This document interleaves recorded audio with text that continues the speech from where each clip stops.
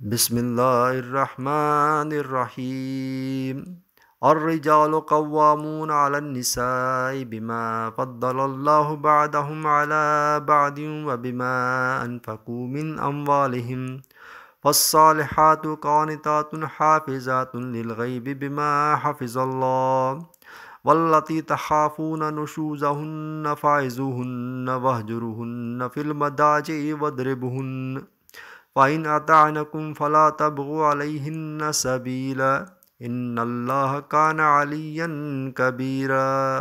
سورہ نساء آیت نمبر 34۔ مرد عورتوں پر حاکم ہیں اس لیے کہ اللہ نے ایک کو دوسرے پر فضیلت دی ہے اور اس لیے کہ انہوں نے اپنے مال خرچ کیے ہیں۔ پھر نیک عورتیں تابع دار ہوتی ہیں کہ مردوں کی غیر موجودگی میں اللہ کی مدد سے ان کے حقوق کی حفاظت کرتی ہیں، اور جن عورتوں سے تمہیں سرکشی کا خطرہ ہو تو انہیں سمجھاؤ اور بستر میں انہیں جدا کر دو اور مارو۔ پھر اگر تمہارا کہا مان جائیں تو ان پر الزام لگانے کے لیے بہانے مت تلاش کرو، بے شک اللہ سب سے اوپر بڑا ہے۔ مرد عورتوں پر نگہبان ہیں۔ عورت کی ضروریات، اس کی حفاظت، اسے ادب سکھانے اور دیگر کئی امور میں مرد کو عورت پر تسلط حاصل ہے، گویا کہ عورت رعایا اور مرد بادشاہ، اس لیے عورت پر مرد کی اطاعت لازم ہے۔ اس سے ایک بات یہ واضح ہوئی کہ میاں بیوی کے حقوق ایک جیسے نہیں، بلکہ مرد کے حقوق عورت سے زیادہ ہیں، اور ایسا ہونا عورت کے ساتھ ناانصافی یا ظلم نہیں، بلکہ عین انصاف اور حکمت کے تقاضے کے مطابق ہیں۔ شان نزول: حضرت سعد بن ربیع رضی اللہ تعالی عنہ نے اپنی بیوی حبیبہ کو کسی خطا پر ایک تماچا مارا جس سے ان کے چہرے پر نشان پڑ گیا۔ یہ اپنے والد کے ساتھ حضور سید المرسلین صلی اللہ تعالی علیہ وآلہ وسلم کی بارگاہ میں اپنے شوہر کی شکایت کرنے حاضر ہوئیں۔ سرور دو عالم صلی اللہ تعالی علیہ وآلہ وسلم نے قصاص لینے کا حکم فرمایا۔ تب یہ آیت نازل ہوئی تو آپ صلی اللہ تعالی علیہ وسلم نے قصاص لینے سے منع فرما دیا۔ مرد کے عورت سے افضل ہونے کی وجوہات: مرد کے عورت سے افضل ہونے کی وجوہات کثیر ہیں۔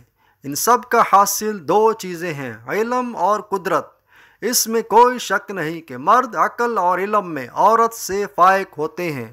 اگرچہ بعض جگہ عورتیں بڑھ جاتی ہیں، لیکن مجموعی طور پر ابھی بھی پوری دنیا پر نگاہ ڈالیں تو عقل کے امور مردوں ہی کے سپرد ہوتے ہیں۔ یوں ہی مشکل ترین اعمال سر انجام دینے پر انہیں قدرت حاصل ہے۔ یہی وجہ ہے کہ مرد عقل و دانائی اور قوت میں عورتوں سے فوقیت رکھتے ہیں۔ مزید یہ کہ جتنے بھی انبیاء، خلفاء اور ائمہ سب مرد ہی تھے۔ گھڑ سواری، تیر اندازی اور جہاد مرد ہی کرتے ہیں۔ امامت کبریٰ یعنی حکومت و سلطنت اور امامت صغریٰ یعنی نماز کی امامت، یوں ہی اذان، خطبہ، حدود و قصاص میں گواہی بالاتفاق مردوں کے ذمے ہے۔ نکاح، طلاق، رجوع اور بیک وقت ایک سے زائد شادیاں کرنے کا حق مرد کے پاس ہے، اور نسب مردوں ہی کی طرف سے منسوب ہوتے ہیں۔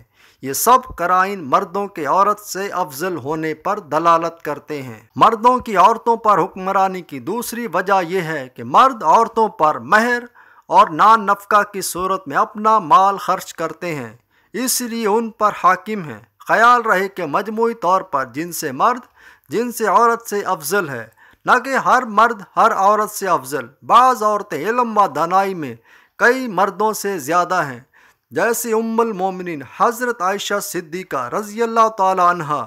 ہم جیسے لاکھوں مرد ان کے نالین کی خاک کے برابر بھی نہیں۔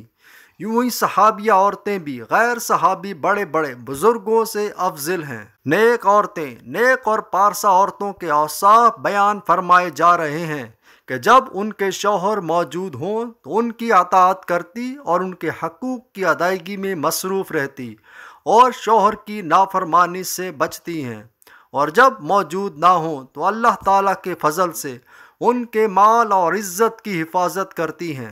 نیک بیوی کے اوصاف اور فضائل: حضرت ابو امامہ رضی اللہ تعالیٰ عنہ سے روایت ہے، حضور اقدس صلی اللہ تعالی علیہ وآلہ وسلم نے ارشاد فرمایا، تقوی کے بعد مومن کے لیے نیک بیوی سے بہتر کوئی چیز نہیں کہ اگر وہ اسے حکم دے تو وہ اطاعت کرے، اور اگر اسے دیکھے تو وہ خوش کر دے، اور اس پر قسم کھا بیٹھے تو اسے قسم سچی کر دے، اور کہیں چلا جائے تو اپنے نفس اور شوہر کے مال میں بھلائی کرے۔ حضرت عبداللہ بن عباس رضی اللہ تعالیٰ عنہ سے روایت ہے، رسول اللہ صلی اللہ علیہ وآلہ وسلم نے ارشاد فرمایا، جسے 4 چیزیں ملیں اسے دنیا اور آخرت کی بھلائی ملی۔ نمبر 1، شکر گزار دل۔ 2، یاد خدا رکھنے والی زبان۔ نمبر 3، مصیبت پر صبر کرنے والا بدن۔ 4، ایسی بیوی کہ اپنے نفس اور شوہر کے مال میں گناہ کی متلاشی، یعنی اس میں خیانت کرنے والی نہ ہو۔